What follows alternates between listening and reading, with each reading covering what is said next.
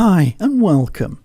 In this video we're going to look at an amazing tool called Content Aware Move or Extend, and this is where we can actually move content from one place to another place and simultaneously have it blended in at the destination and use Content Aware to intelligently fill in at the source. It's pretty amazing. Now if you're a fan of the printed page, there is a free ebook. All you've got to do is visit the link under the video in the More section on YouTube, click on that link and you can download a free ebook. So let's not waste any more time, let's dig straight in. My name's Ken Fisher and this is Live Link Training.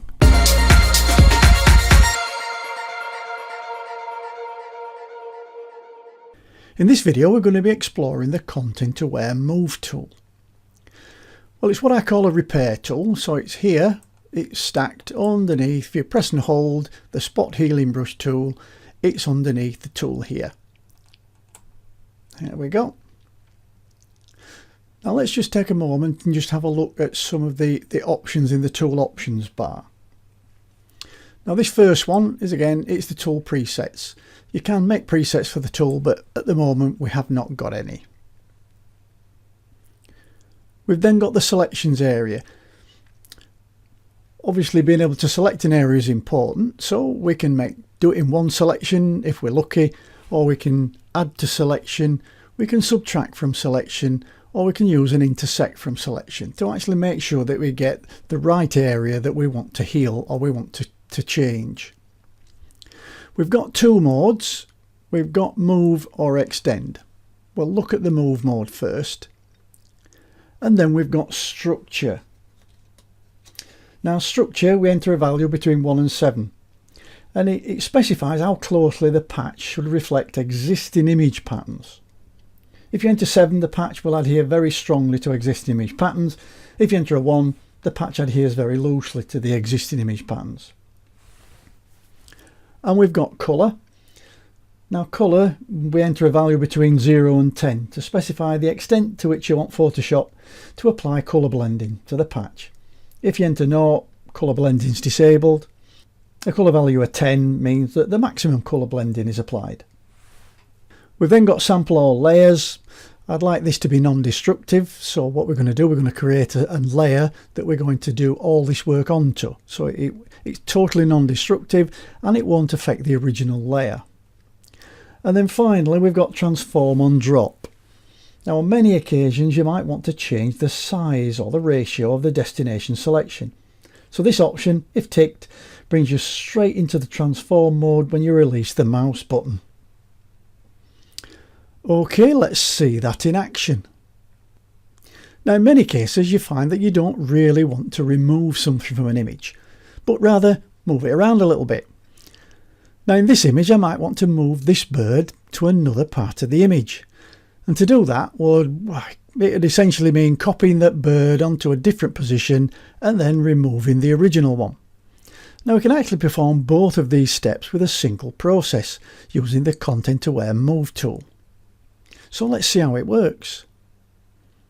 Now I'm going to start off by creating a separate layer. So here I'll just expand my layers panel a little bit, and I'm going to click on the new layer icon, but I'm going to hold the Alt key down while I click, and that'll bring me up my new layer dialog, and it allows me to rename it. So I'll call this Retouch, and then I'll click OK. Just move that out the way. Right, I'm going to make sure sample all layers is ticked. I'm going to make sure my mode's set to move, and I'll just make do with one selection. And I'll leave transform on drop selected just to show you how it works. Okay, now I'm going to make a loose selection around the bird. Back to the beginning, and there we have it. And now I'm going to go inside the selection and I'm going to click and I'm going to drag it out to somewhere down here. And you can see that now as soon as I let go of the mouse button, it puts the transform handles around. So I could, if I wanted, rotate, scale, skew, whatever.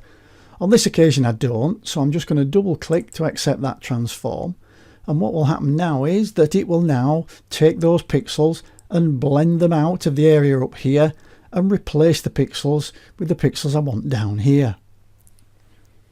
Now if I press Ctrl and D now, or Command and D if you're on a Mac to deselect that, you'll see that's a pretty seamless transition. Now on the retouch layer, I'll just close that off. You can see if I switch the background layer off now, we've got two areas now that's done two jobs for us. We've basically moved the pixels that we want down to the bottom, and we've replaced it at the top with some content aware sky pixels. That is pretty amazing. Okay, let's just go back a couple of steps. We do edit and step backward. And we'll go back to this position. Now at the moment we've got structure set to 1 and colour set to 0. So I've got a very tight structure and basically no colour blending. I'll turn off transform on drop. And what I'll do is I'll just drag this down to this area here. And then I'll let go. And it'll do the blend. Now let's just have a look if it makes much difference for this kind of image. So that's with a structure of 1. Let's take the structure right up to 7.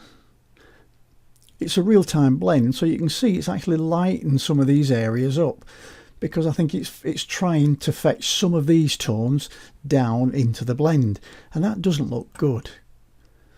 So in this case, I think if we leave the structure set to 0, we have got a little bit of a halo round, just a tiny bit of a halo, but it's not that bad.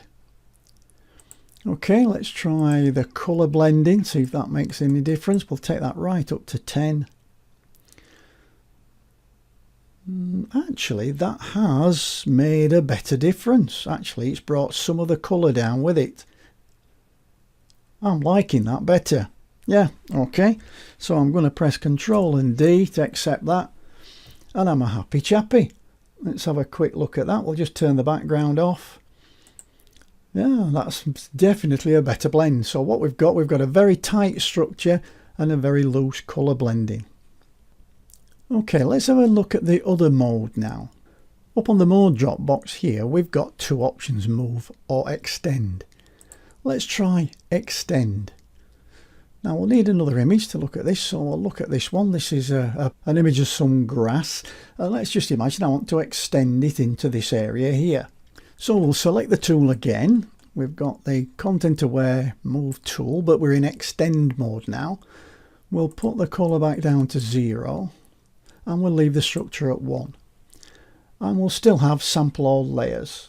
But on this tool, what I'll do, I can click and drag to select an area. So I can click and drag like with a freeform tool.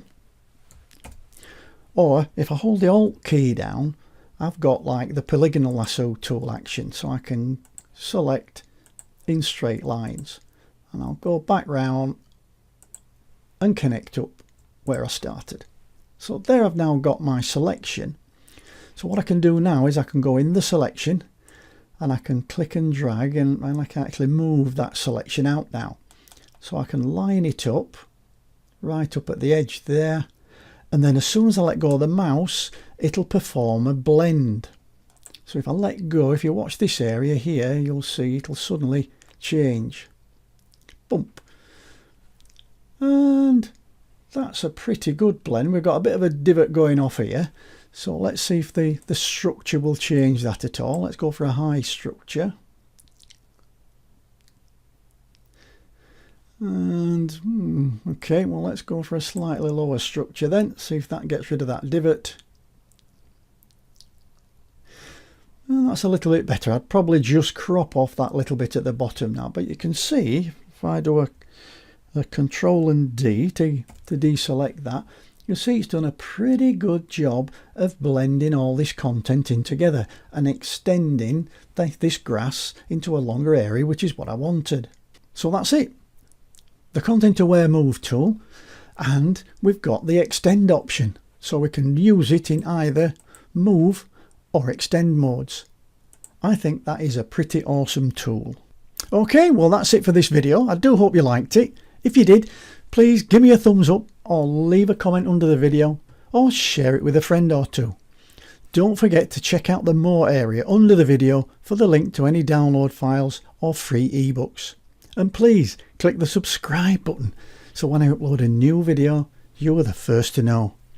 I'll see you in the next video. Bye for now.